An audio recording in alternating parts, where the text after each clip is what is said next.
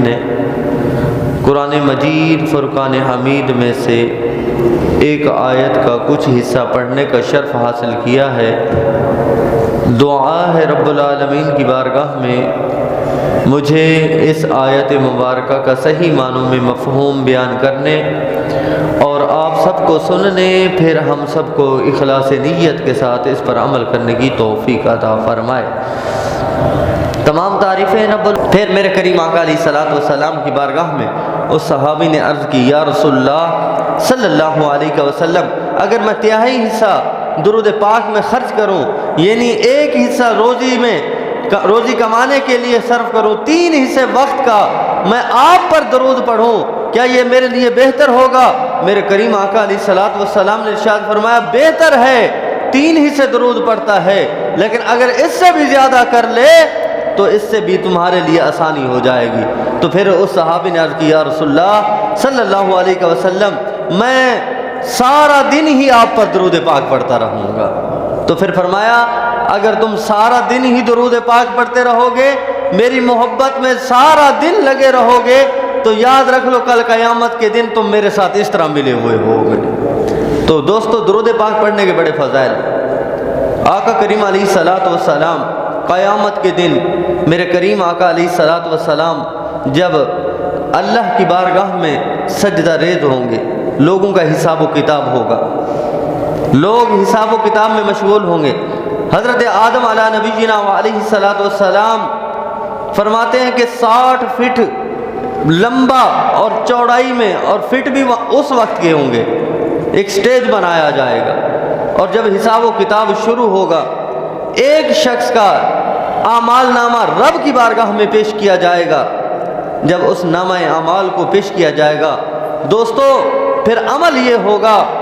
ایک شخص کے اعمال کم پڑ جائیں گے اور اعمال صالحہ بہت کم ہوں گے، گناہوں والا پلڑا بھاری ہوگا۔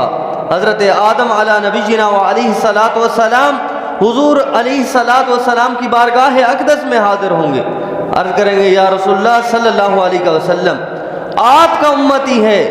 اعمال تولے جا رہے ہیں، نیکیوں کا پلڑا کم ہو گیا ہے، گناہوں کا پلڑا بھاری ہو گیا ہے، یا رسول اللہ صلی اللہ علیہ وسلم اپنے امتی کی مدد کیجئے۔ قربان جاؤں آقا علیہ الصلوۃ والسلام کی سیرت پر، آقا علیہ الصلوۃ والسلام کی شان پر قربان جاؤں۔ میرے کریم آقا علیہ الصلوۃ والسلام اٹھ کھڑے ہوں گے اور اس طرح چاقو چوبند ہو جائیں گے، جس طرح ایک کوئی خاص کام کرنے کے لیے بندہ جاتا ہے، تیاری کرتا ہے، اس امتی کے لیے میرے کریم آقا علیہ الصلوۃ والسلام تیار ہوں گے۔ آقا کریم علیہ الصلوۃ والسلام رب کی بارگاہ میں حاضر ہو جائیں گے، سجدہ ریز ہوں گے، اور سجدے میں جب میرے کریم آقا علیہ الصلوۃ والسلام نے سر مبارک رکھا ہوگا، اللہ تعالیٰ ارشاد فرمائے گا، اے میرے محبوب، میں تم سے راضی ہو گیا ہوں، سر سجدے سے اٹھا لیجئے، جو آپ کہیں گے میں رب پورا کر دوں گا، جو آپ مانگیں گے میں عطا کر دوں گا۔ تو میرے کریم آقا علیہ الصلوۃ والسلام اللہ تعالیٰ کے پیارے حبیب صلی اللہ تعالیٰ علیہ وآلہ وسلم اس میزان کے پاس تشریف لائیں گے جہاں نامہ اعمال پیش کیے جا رہے ہوں گے، میزان کیے جا رہے ہوں گے۔ میرے کریم آقا علیہ الصلوۃ والسلام ملائکہ سے ارشاد فرمائیں گے، جو ناپ تول کر رہے ہوں گے، میزان کر رہے ہوں گے، میرے کریم آقا علیہ الصلوۃ والسلام فرمائیں گے، اے ملائکہ، یہ میرا امتی ہے، تم اس کے اعمال کو دوبارہ تولو۔ تو فرشتے کہیں گے، ہم نے رب کے حکم سے یہ ناپ تول کی ہے، اور رب کے حکم سے ہی ہم نے اس کے اعمال کو ناپا ہے، اور معاملہ یہ ہے، نیکیاں کم پڑ گئی ہیں، گناہ زیادہ ہو گئے ہیں، بندہ پریشان ہوگا۔ اللہ تعالیٰ کی بارگاہ سے آواز آئی ہے، میرے ملائکہ، جس طرح میرا محبوب کہہ رہا ہے ویسا کرتے جاؤ، جس طرح میرے محبوب نے حکم دیا ہے کہ اس اعمال نامے کو دوبارہ تولا جائے، رب کی بارگاہ سے حکم ہوگا، پھر دوبارہ اس اعمال نامے کو دوبارہ میزان کیا جائے گا، دوبارہ تولا جائے گا۔ تو میرے کریم آقا علیہ الصلوۃ والسلام اپنے لباس میں سے ایک رکا نکالیں گے، ایک کاغذ نکالیں گے، اور وہ نکال کر میزان کے اندر رکھ دیں گے، نیکیوں والے پلڑے کے اندر رکھ دیں گے، اور میرے کریم آقا علیہ الصلوۃ والسلام ملائکہ سے مخاطب ہو کر ارشاد فرمائیں گے، اے ملائکہ، اب اس کا میزان کیا جائے، اب اس کو تولا جائے۔ جب ملائکہ پھر اس میزان کریں گے، تولیں گے، تو اس کو دیکھیں گے کہ نیکیوں والا پلڑا پھر بھاری ہو جاتا ہے، جو کم پڑ رہا تھا اب وہ بھاری ہو گیا، ایک کاغذ کا ٹکڑا رکھنے کی وجہ سے وہ نیکیوں والا پلڑا جو ہے وہ بھاری ہو جاتا ہے۔ تو آقا کریم علیہ الصلوۃ والسلام کے غلاموں، اللہ تعالیٰ کی بارگاہ سے آواز آئے گی، اے میرے ملائکہ اس میرے محبوب کے امتی کو جنت میں داخل کر دو۔ پھر جب اس کو جنت میں لے جایا جائے گا، حدیث مبارکہ میں آتا ہے ملائکہ جب اس کو جنت میں لے کر جا رہے ہوں گے تو وہ بندہ عرض کرے گا فرشتوں کی بارگاہ میں، اے فرشتوں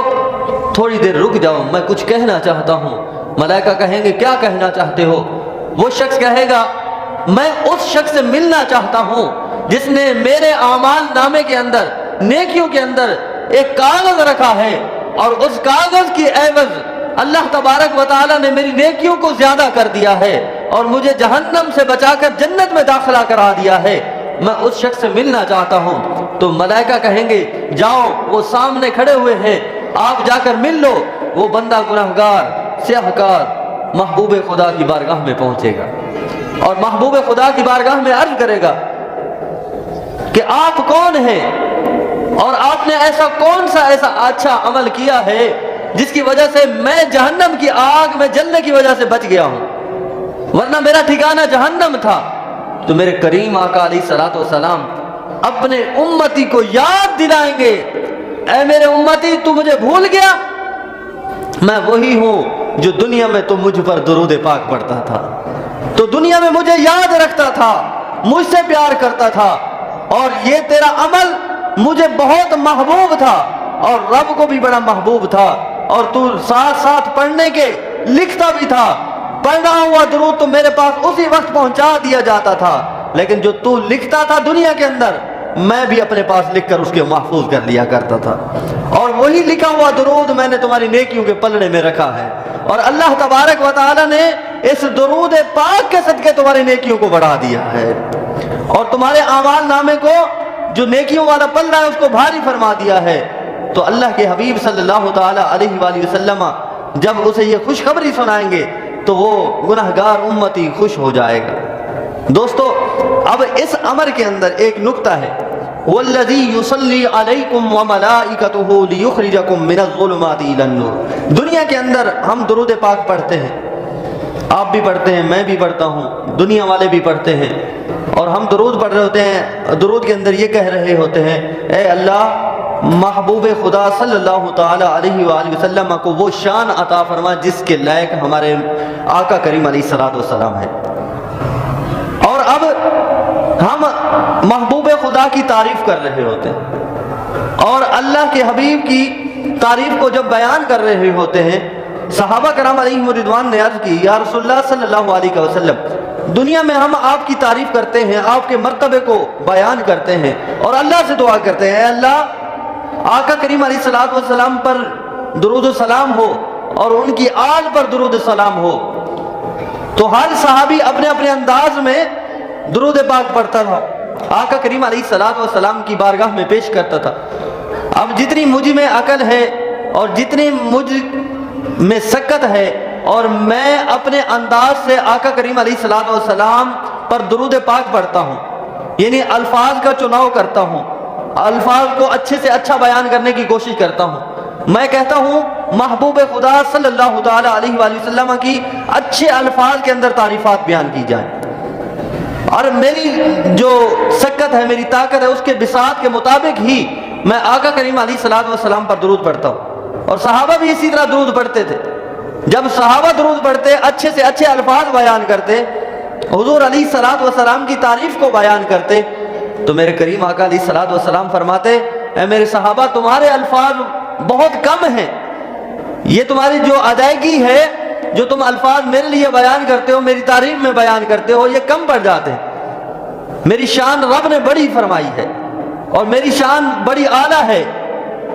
تو پھر صحابہ کرام علیہم رضوان نے عرض کی یا رسول اللہ صلی اللہ علیہ وسلم ہم آپ پر کس طرح درود پاک پڑھیں، کس طرح آپ پر درود بھیجیں؟ تو میرے کریم آقا علیہ الصلوۃ والسلام نے ارشاد فرمایا کہ تم اس طرح درود پڑھا کرو جس طرح پڑھنے کا حق ہے، یعنی اللہم صلی علی محمد وعلی آل محمد، یعنی مجھ پر بھی درود بھیجا کرو، میری آل پر بھی درود بھیجا کرو۔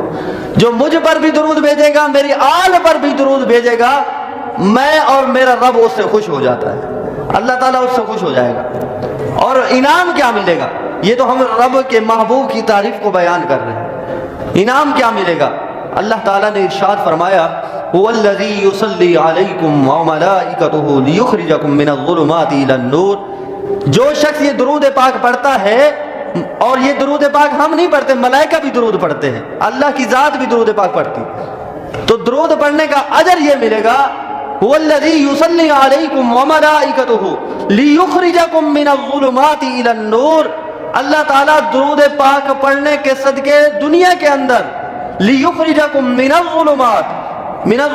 الی النور، جو دنیا کے اندھیرے ہیں، تاریکیاں ہیں، ظلم کے اندھیرے ہیں، تاریکیاں ہیں، اللہ پاک درود پاک پڑھنے کے عوض ان دنیا کی تاریکیوں کو دور فرما دے گا اور ان تاریکیوں کو نور میں تبدیل فرما دے گا۔ تو دوستو درود پاک پڑھتے رہیں، اور یہ درود پاک پڑھنا رب کی بارگاہ میں ایسا مقبول ہے، کوئی عبادت قبول ہو یا نہ ہو۔ اب نماز پڑھیں ہم، پتہ نہیں قبول ہے یا نہیں ہے۔ میرے کریم آقا علیہ الصلوۃ والسلام نے ارشاد فرمایا ہر عبادت کے اندر قبول ہونا نہ ہونا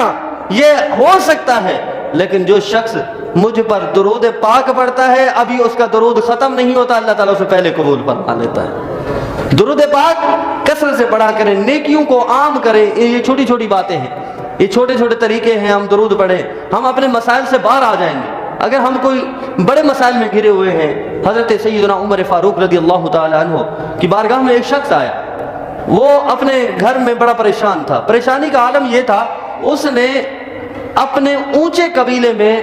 شادی کر لی، نکاح کر لیا۔ اب جو وہ عورت تھی وہ بد زبان تھی اور اس کی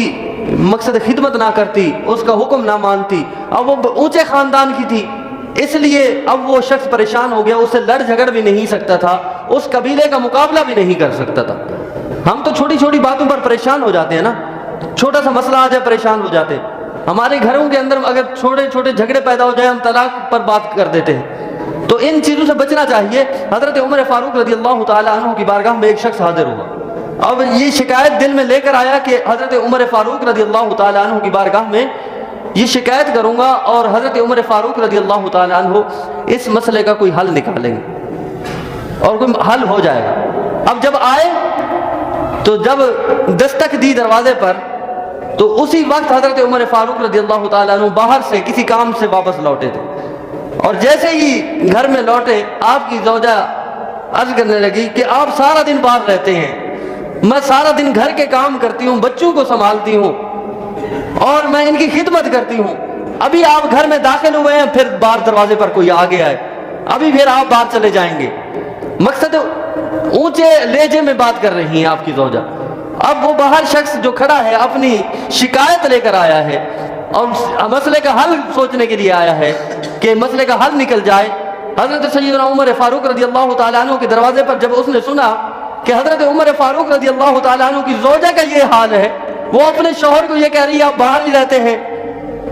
تو پھر حضرت عمر فاروق رضی اللہ تعالیٰ عنہ نے اپنی زوجہ کو بڑا پیار جواب دیا۔ اس نے کہا، حضرت عمر فاروق رضی اللہ تعالیٰ عنہ فرماتے ہیں اچھا کوئی بات نہیں ہے، اب جلدی آ جایا کروں گا، اب آپ خوش ہو جاؤ۔ حضرت عمر فاروق رضی اللہ تعالیٰ عنہ نے کوئی ایسا جواب نہیں دیا جس سے دل آزاری ہو جائے۔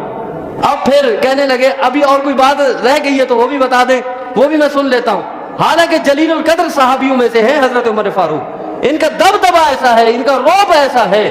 کہ دنیا کانپتی ہے آپ کے نام سے، لیکن گھر کے اندر عالم کیا ہے، اپنی زوجہ سے باتیں سن رہے ہیں لیکن پھر ان کا جواب نہیں دے رہے۔ کیوں نہیں دے رہے؟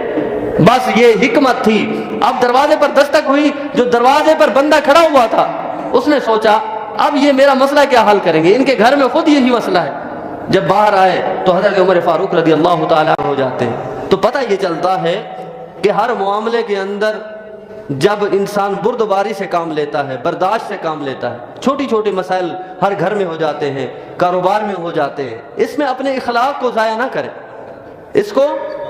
اخلاقیات کے اندر رکھیں، دائرہ اسلام کے اندر رکھیں، انسان کی عزت کو اعلیٰ رکھیں کہ انسان کو اللہ تعالیٰ نے اشرف المخلوقات بنایا. ٹھیک ہے انسان سے غلطی ہو جاتی ہے, درگزر کریں. اگر اللہ تعالیٰ اپنے بندے سے درگزر کرنے کو پسند کرتا ہے تو انسان کو بھی چاہیے کہ انسان سے درگزر کرے,